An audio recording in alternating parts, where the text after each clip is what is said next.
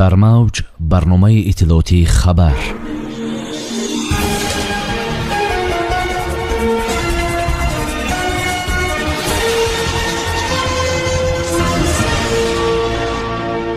супориши президенти мамлакат иҷро гардид. Тағйирот дар сохтори донишгоҳи тиббӣ.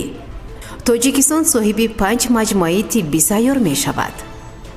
омӯзишгоҳи Леваканд, ки президенти ҷумҳурии Тоҷикистон муҳтарам Эмомалӣ Раҳмон дар он таҳсил карданд, ба осорхона табдил меёбад. боздошти ронанда ва оғози парванда. Марди 60-соларо пахш карду аз ҷои ҳодиса гурехт. роҳи хайрия. Чӣ гуна бознишастагони суғд ба мардуми камбизоат кӯмак мерасонанд? бо шарҳи пурраи хабарҳо бо шумо ҳастам Юниса Атамуллоева. салом. ректори донишгоҳи давлатии тиббии Тоҷикистон зимни нишасти матбуотӣ эълон кард, ки бо супориши президенти мамлакат дар сохтори донишгоҳи давлатии тиббии Тоҷикистон тағйирот ворид гардидааст. донишгоҳи давлатии тиббии Тоҷикистон ба номи Абуалӣ ибни Сино дар робита ба пандемияи коронавирус ва паҳншавии дигар бемориҳои сироятӣ дар сохтори худ баъзе тағйиротро ворид кардааст.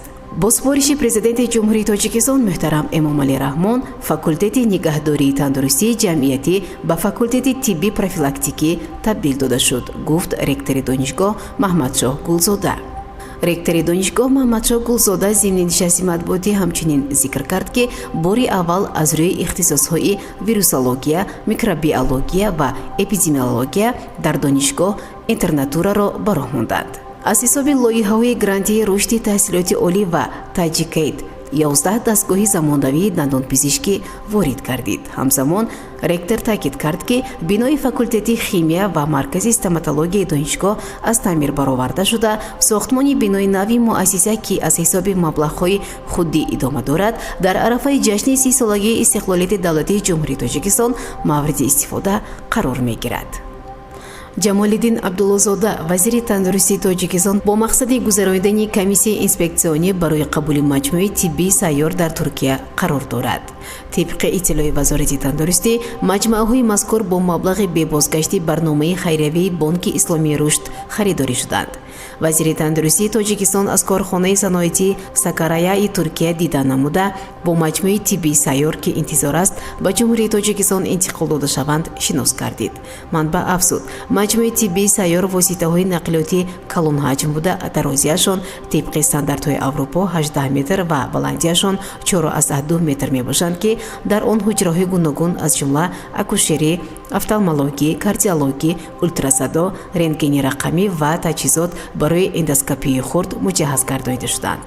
бояд гуфт, ки дар доираи барномаи мазкур тавассути Бонки Исломии Рушд барои 5 маҷмӯи тиббии сайёр маблағҳои грантӣ ҷудо гардидааст, омадааст дар иттилоия. дар баробари ин, дар доираи барномаи мазкур воситаҳои нақлиёти махсус гардонидашуда ёри расони клиникаҳои сайёр пешниҳод карда мешаванд, ки онҳо барои дастрас намудани беморон аз деҳаҳои дурдасти кӯҳӣ то ба клиникаҳои сайёр хизматрасонӣ менамоянд. раиси вилояти Хатлон ва вазири меҳнат дар шаҳри Леваканд аз омӯзишгоҳи касбию техникӣ дидан карданд, ки онҷо солҳои 60 президенти мамлакат муҳтарам Эмомалӣ Раҳмон таҳсил мекарданд. интизор меравад, ки як осорхонаи дигари кишвардори Тоҷикистон дар шаҳри Леваканд қомат афрозад, хабар медиҳад котиботи раиси вилояти Хатлон. ба иттилои манбаъ, чанде пеш аз ин омӯзишгоҳ раиси вилояти Хатлон Қурбон Ҳакимзода ва вазири меҳнат, муҳоҷират ва шуғли аҳолии Тоҷикистон Ширин Амонзода дида намуданд. гуфта мешавад, дар омӯзишгоҳи касби техникӣ рақами 40, ки дар шаҳри Калининобод имрӯза литсеи касби саноати кимиёвии шаҳри Леваканд, сарвари давлат муҳтарам Эмомалӣ Раҳмон охирҳои солҳои 60 таҳсил карда буданд. раиси вилоят Қурбон Ҳакимзода изҳор дошт, ки осорхонаи пешвои миллат мувофиқ ба солҳои 60-70 асри 20 бо кандакорию гаҷкорӣ бунёд шуда, аёнияти дарси он вақта бояд ҷамъоварӣ шаванд. раиси вилоят ба масъулин дастур додааст, ки аз ҳама имконияти мавҷуда истифода намуда, осорхонаро дар муҳлати муайян ба истифода диҳанд. ронандае, ки дар ҳудуди роҳи шаҳри Хуҷанд пиёдагарди 60-соларо пахш карда аз ҷои ҳодиса ғайб зада буд, дастгир шудааст. нафари боздоштшуда Рафоил Бобоев, сокини 36-солаи шаҳри Истарафшан гуфта мешавад. Карим Ҷумаев, корманди бахши тарғиботи раёсати бозрасии давлатии автомобилии вилояти Суғд, дар суҳбат ба Спутник Тоҷикистон рухдоди ин ҳодисаи мутиши нақлиётиро, ки оқибат ба марги пирамарди 60-сола анҷомидааст, шарҳ дод.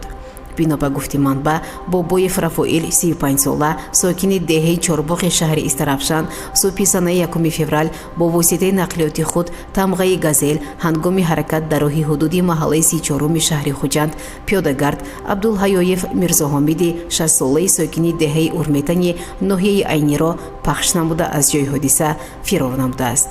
ронанда ба ҷои расонидани ёрии таъҷилӣ ба пиёдагард баръакс барои пинҳон намудан аз маҳалли ҳодисаи рухдода фирор кардааст. дар натиҷаи ҷароҳатҳои гуногуни ҷисмонӣ пирамарди пиёдагард Абдулҳаёев дар ҷои ҳодиса ба ҳалокат расидааст, гуфт корманди бозрасии давлатии автомобилӣ. кормандони милитсия зимни корҳои ҷустуҷӯӣ ин ҷиноятро бо изи гарм ошкор намуда шахсияти ронандаи фирорӣ Рафоил Бобоевро муайян ва дастгир карданд.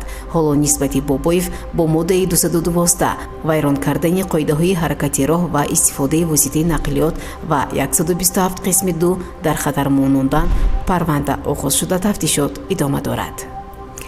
дар пасманзари мушкилоти иқтисодӣ, гароншавии маҳсулоти ғизоӣ ва бекорӣ, сокинони саховатманд даст ба анҷом додани хайрия заданд ва ба оилаҳои ниёзманд кӯмак мерасонанд. пандемияи коронавирус на танҳо ба даромади соҳибкорон ва ширкатҳои бузург, балки ба мардуми оддӣ низ таъсири манфӣ расонидааст. маълум шуд, ки ҷаҳон бидуни одамони саховатманд нест. ҳатто дар замони сахт нафароне пайдо мешаванд, ки ба мардуми камбизоат дасти кӯмак дароз мекунанд. Спутник Тоҷикистон нақли аҷоибро барои хонандагон ҷамъ овардааст. сандуқи сеҳрнок наздики яке аз нонвойхонаҳои шаҳри Хуҷанд ба қавли сокинон як қуттӣ хайма ё сандуқи хайриявӣ пайдо шудааст. дар пештоқи қуттии сеҳрнок навиштанд, ки ҳар касе чизе бигирад, шикамаш сер шавад ва ҳар касе чизе бигузорад, умраш дароз гардад. ин қуттиро зану шавҳар Раҳматулло ва Бисоҷида Ғиёсовҳо дар канори растаи нонфурӯшӣ дар маркази шаҳри Хуҷанд ташкил намуда, ҳар рӯз аз ҳисоби нафақаи худ ба дохили он то 10 дона нон мегузоранд. Раҳматулло ва Бисоҷида ҳар моҳ бештар аз 600 сомонӣ, ки наздики $52 амрикоӣ аст, нафақа мегиранд. онҳо аз ҳамин пули ночиз боз ба камбизоатҳо кӯмак мерасонанд. имсол онҳо тасмим гирифтанд як нуқтаи махсусеро ифтитоҳ намоянд, ки ҳар як фарди камбизоат тавонад дар он ҷо хӯроки бепул истеъмол намояд. ин ду сокини эҳсонкори Хуҷанд маблағро ба фурӯшандаҳо пешпардохт карда, ҳар рӯз барои ба дохили сандуқ гузоштани нон вазифадор намуданд. мо ҳанӯз ҷавон будем ва қариб ҳар моҳ ҳамроҳи модарамон ба нафақагирӣ мерафтем. дар ёд дорам, ки модарам ба ними нафақаашон нон мехариданд ва мо онҳоро ба мардикорон тақсим мекардем. гузаштагонамон моро ба иҷрои корҳои хайр ҳамеша насиҳат мекарданд, гуфт Ғиёсов. ин сокини эҳсонкор дар гузашта ҳудуди 25 сол дар соҳаи савдо ҳамчун фурӯшандаи мағоза дар ноҳияи Бобоҷон Ғафуров кор кардааст. ҳамсараш Бисоҷида низ собиқадори коргоҳи қолинбофии Хуҷанд аст. ҳар қадаре ки дар ҷомеа хайру эҳсон зиёд шаванд, ҳамон андоза меҳру уқубат байни инсонҳо меафзояд, мегӯянд ин ду эҳсонкор. Мавлуда Латифова, яке аз нонфурӯшон, гуфт бо даъвати соҳибони қуттӣ ҳар субҳ 10 дона нони аз 2 то 3 сомониро ба дохили сандуқ мегузорад ва эҳтиёҷмандон бо хондани он, ки нон бепул аст, бо худ мегиранд. сомиёни азиз, бо умеди танисиятиву хонободӣ ҳар яке шумо дар ҳамин ҷо бо шумо худоҳофизӣ мекунем. барномаи иттилоотии хабар аз рӯйдодҳои Тоҷикистон, минтақа ва ҷаҳон огоҳ бош.